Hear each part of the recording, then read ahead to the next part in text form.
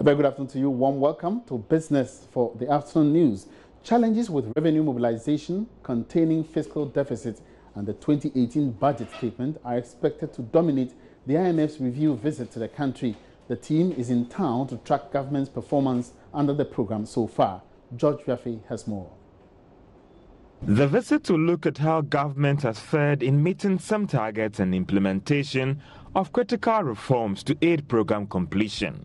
Some of the reforms include resetting of structural benchmarks that were missed as at the end of June this year, completion of the Treasury Single Account Program.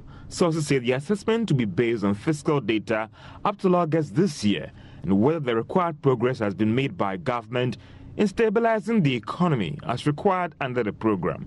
According to the IMF, there's a need to undertake some fiscal reforms to bring the program back on track.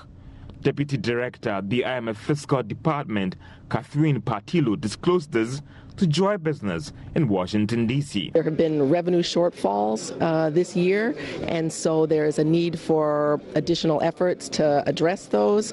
There's also a need for very strict expenditure control, and that has to be enforced to contain current spending and prevent recurrence of domestic arrears. So over the medium term, 2017 and 18, the adjustment, front-loaded fiscal adjustment of around 4.5% is really what's needed. Joy Business is learning that challenges to revenue mobilization will also come up during this review, and what government is doing to improve the situation, and also what is being done to ensure that this doesn't affect the amount of money government is hoping to spend more than revenue mobilized by the end of this year.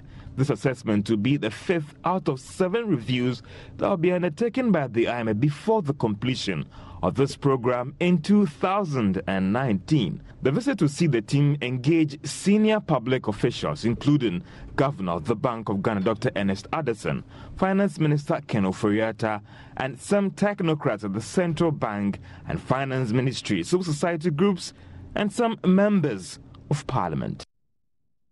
Meanwhile, government has described as flawed assertions the IMF is against the energy bond issuance. The 10 billion cedi bond to be issued to settle the energy sector debt is to be auctioned in tranches starting with 6 billion cedis. There have been reports that the IMF is concerned the bond issuance somewhat defeats the goal of the 3-year program to control the public debt. Deputy Information Minister Koyopon Nkrumah says government only disagrees with the IMF on classification of the bond, which should be resolved eventually. They have suggested that they would like to see the bond classified as part of our national debt stock.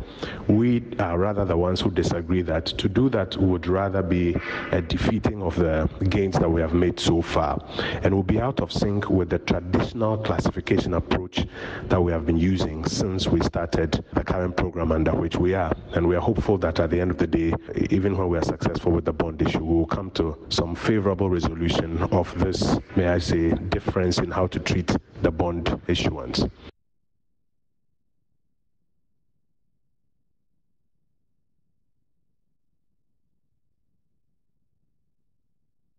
And that's all in business for now. Do join me again shortly on the marketplace at 1 o'clock. My name is Emmanuel Abuaji.